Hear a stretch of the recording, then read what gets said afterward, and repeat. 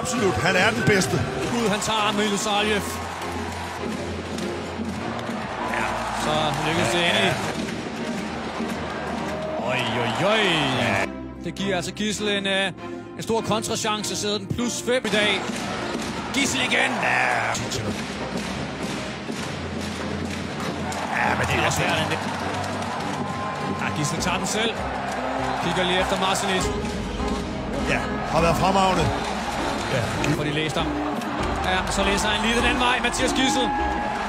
Og visker lige tavlen ren igen. Ja, i nye højder. Med en ny måde. Chance for lokaltitel, chance for europæisk titel, chance for mesterskab. Ja, gør det igen. Freihøfer, Gardinho og Freihøfer. Og her er det Gidsel for mål nummer 13. Med 13 minutter tilbage. Mål nummer 14 af Mathias Gidsel. Et gedigent aftryk her med mål nummer 15.